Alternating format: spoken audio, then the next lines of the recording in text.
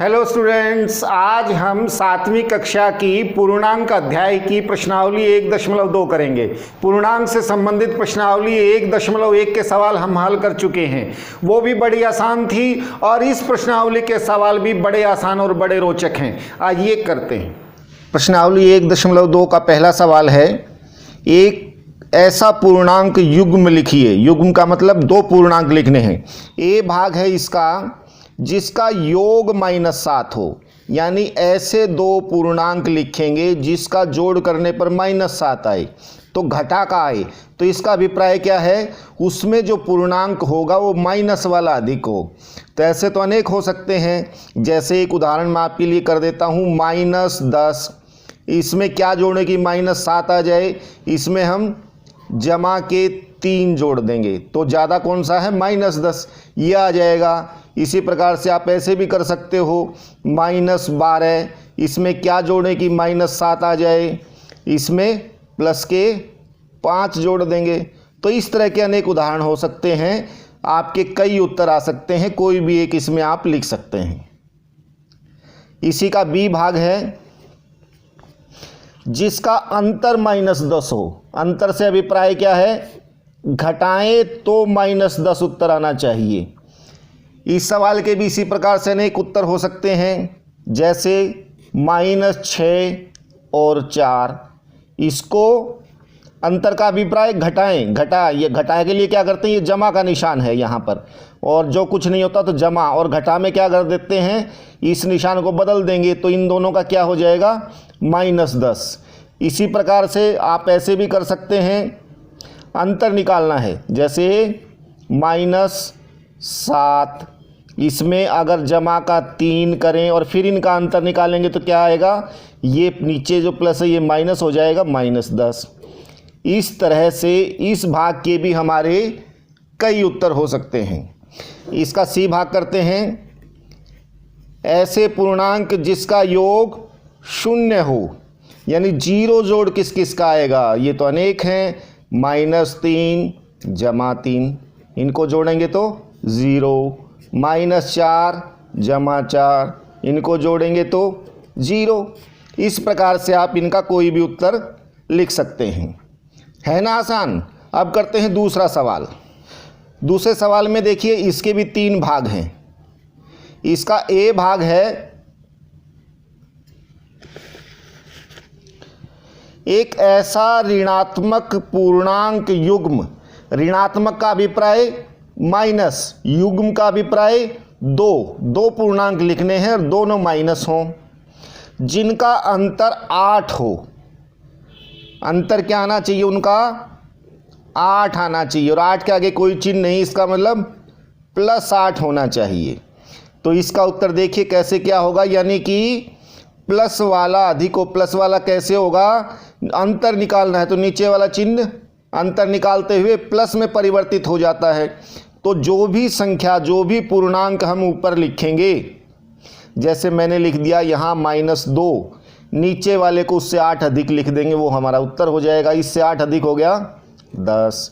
अब -2 और -10 का अंतर निकालेंगे तो क्या आ जाएगा, +8। इस सवाल के भी अनेक उत्तर हो सकते हैं, जैसे मैंने यहाँ लिख दिया -6 और नीचे क्या लिख देंगे, इससे 8 अधिक, तो ये क्या हो जाएगा, -14 है।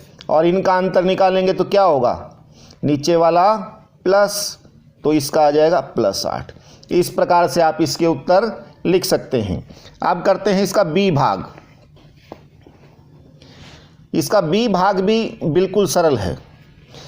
एक ऋणात्मक पूर्णांक और एक धनात्मक पूर्णांक, यानी एक माइनस और एक प्लस, जिनका योग -5 हो। योग का अभिप्राय क्या है, जिसमें यहाँ नीचे चिन्ह नहीं बदलेगा, माइनस वाला जो अंक लिखेंगे पूर्णांक, वो ऊपर वो अधिक होगा इससे 5। तो जैसे -6 लिख दिया मैंने ऊपर, तो नीचे वाला 1, तो इनका योग कितना आया, -5। इस सवाल के भी हमारे अनेक उत्तर हो सकते हैं, जैसे यहाँ लिख दें हम -10 और यहाँ जिनका -5 आए, तो क्या होगा, यहाँ इसका ये कर दिया हमने, +5 लिख दिया, तो इन दोनों का योग क्या आएगा? -5। इस प्रकार इस सवाल के भी अनेक उत्तर हो सकते हैं। अब करते हैं इसका सी भाग। सी भाग में क्या है? एक ऋणात्मक पूर्णांक और एक धनात्मक पूर्णांक लिखिए जिनका अंतर -3 हो। अंतर -3 का अभिप्राय क्या है? अंतर निकालते हुए नीचे वाले चिन्ह को हम माइनस कर देते हैं, तो नीचे वाला और ये इनका योग एक तरह से चिन्ह बदलने के बाद योग होना चाहिए। जैसे एक लिख दिया -1, दूसरा लिख दिया +2। -1 और +2 का जब अंतर निकालेंगे तो ये प्लस माइनस हो जाएगा और इनका योग क्या आ जाएगा? -3। इस सवाल के भी हमारे कई उत्तर हो सकते हैं। अब देखिए 1.2 का तीसरा सवाल।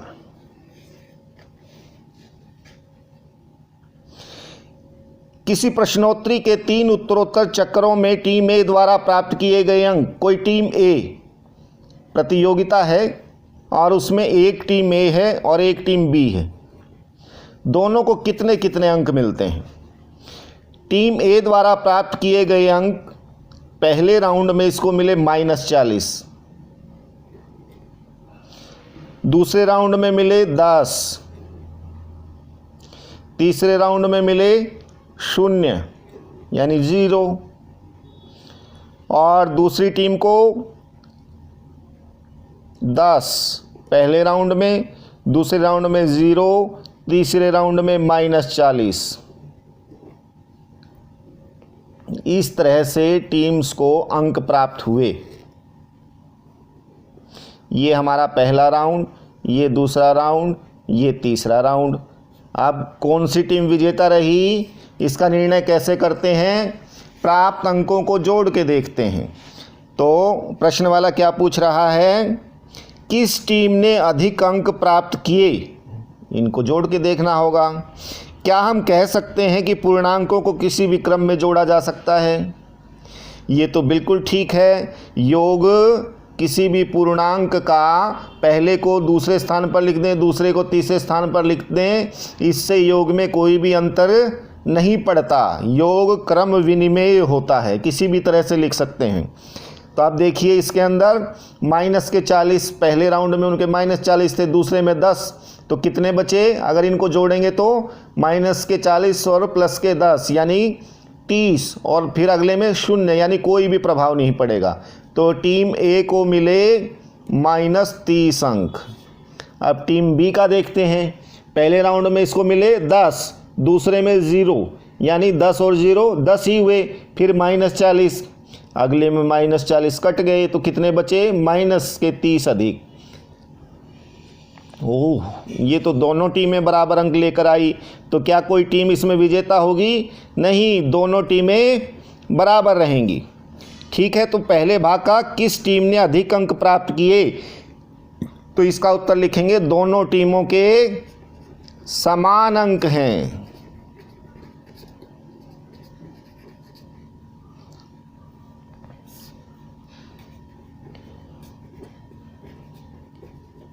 टीम ए और बी के समान अंक हैं। और इसका अगला भाग, क्या हम कह सकते हैं कि पूर्णांकों को किसी भी क्रम में जोड़ा जा सकता है? देखिए दोनों के अंक बराबर हैं, -40, 10 और 0, 10, 0 और -40, किसी भी क्रम में आगे पीछे हुए जोड़ करके उत्तर हमारा वही आया। तो इसका उत्तर क्या होगा? हाँ, किसी भी क्रम में जोड़ सकते हैं।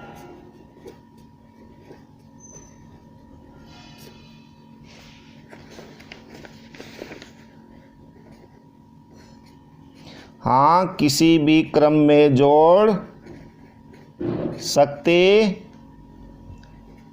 हैं। तो ये हमारा तीसरा सवाल हल हुआ। चौथा सवाल बहुत ही इंटरेस्टिंग सवाल है और बहुत आसान भी। इसमें देखिएगा, पहला भाग, निम्नलिखित कथनों को सत्य बनाने के लिए रिक्त स्थानों की पूर्ति कीजिए। -5 + -8 बराबर -8 प्लस, इसमें क्या भरेंगे?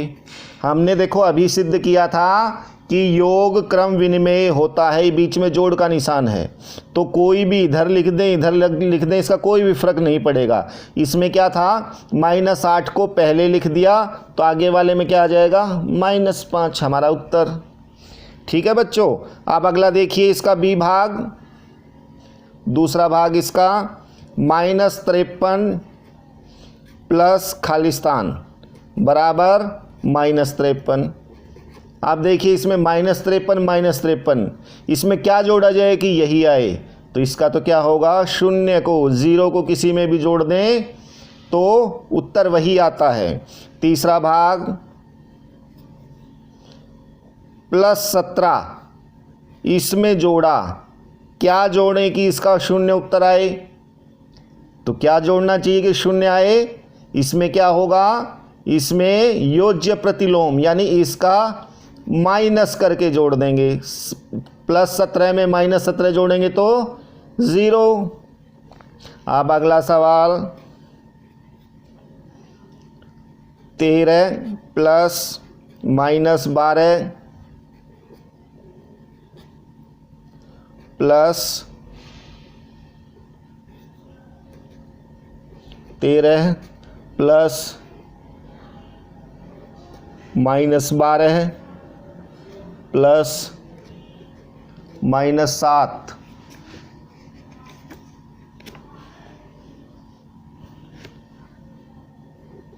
देखिएगा 13 प्लस ब्रैकेट शुरू -12 ब्रैकेट बंद बड़ी ब्रैकेट बंद, यहाँ रिक्त स्थान है बराबर 13 प्लस -12 प्लस ब्रैकेट शुरू 7। ये भी हमारा क्रम विनिमय का सवाल है, यानी क्रम देख लीजिए कौन सी संख्या इसमें मिसिंग है, 13 12 12, तो यहाँ क्या बचा, -7, क्योंकि जोड़ में किसी तरह से ब्रैकेट शुरू करें, कहीं पर कोई अंक लिखे कोई अंतर नहीं आता, तो ये हमारा आंसर। इसी तरह से पांचवा सवाल -4